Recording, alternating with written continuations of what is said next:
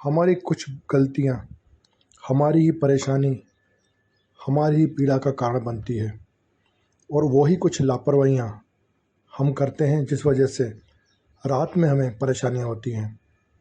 हमें कई बार पता होता है कि हमें क्या करना चाहिए, क्या नहीं करना चाहिए, परंतु कभी किसी बहाने से, कभी किसी बहाने से हम वो लापरवाहियाँ करते हैं। कभी मज़े के लिए, कभी आनंद के लिए, कभी मस्ती के लिए, और वही आनंद मस्ती कई बार हमें परेशानी देती है।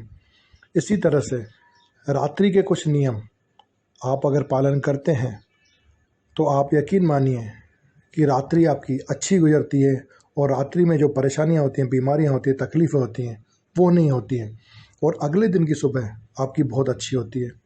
क्या करना चाहिए? सबसे पहले नियम जो आपको पता ही है कि खाना खाने के बाद कम से कम 2 ढाई 3 घंटे के बाद सोएं, ऐसा संभव हो तो, और ऐसा संभव नहीं है तो कोशिश करें। उसके बाद खाना खाने के बाद हल्का हल्का वॉक करें। वर्जिश नहीं करनी है, वर्कआउट नहीं करना है, टहलना है, जिसको इवनिंग वॉक, नाइट वॉक बोलते हैं। जब आप ये चीज़ करते हैं तो आपका खाना हज़म हो जाता है। अगर आप ज़्यादा नहीं चल सकते हैं तो अपने घर में ही कदम गिन लीजिए, 700 कदम, 800 कदम, 1000 कदम, या फिर 15-20 मिनट लगातार चलें आराम आराम से, तो उससे आपका खाना पच जाएगा। रात को सोने से पहले बहुत सारा लोग पानी पी लेते हैं, जिससे कि रात को बार बार शौचालय जाना पड़ता है, नींद खराब होती है, तनाव होता है। रात्रि में भोजन बोला जाता है कि गरीबों की तरह करना चाहिए, यानी कम करना चाहिए और सात्विक भोजन करना चाहिए, जिससे क्या होता है कि आपको आराम मिलता है, आपके शरीर को आराम मिलता है, आपके पेट को आराम मिलता है। जो खाना हमारे हाथ अलाउ नहीं करें, यानी गरम गरम, जो खाना हमारे मुंह अलाउ नहीं करे, यानी तीखा, मिर्ची वाला, वो खाना हमें नहीं खाना चाहिए। क्योंकि जो खाना हमारे हाथ और हमारा मुंह अलाउ नहीं करता है, अगर वो पेट में जाता है तो वो तकलीफ़ पेट में होती है और वो तकलीफ़ पूरे शरीर में पहुंचती है। तो रात्रि में आप कोशिश करके सात्विक भोजन खाएं और कम भोजन खाएं। ऐसा भोजन खाएं जो कम से कम समय ले पचने में।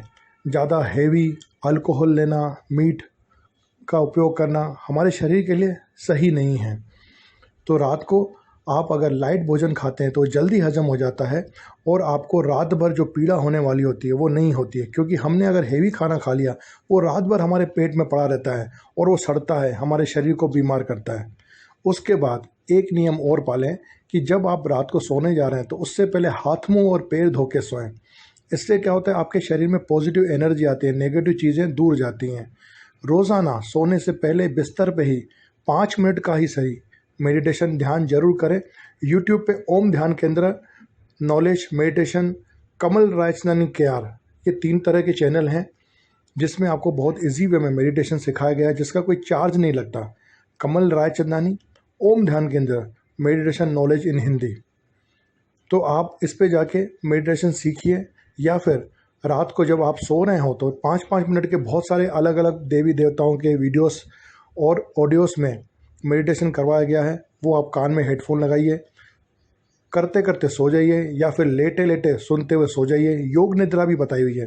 तो जब आप रात को मेडिटेशन, योग निद्रा करके सोते हैं तो यकीन मानिए आपकी पूरी रात्रि मेडिटेशनमय हो जाती है, योग निद्रामय हो जाती है, आपको आनंद मिलता है, आपके शरीर और मन में जो तनाव होता है वो दूर हो जाता है।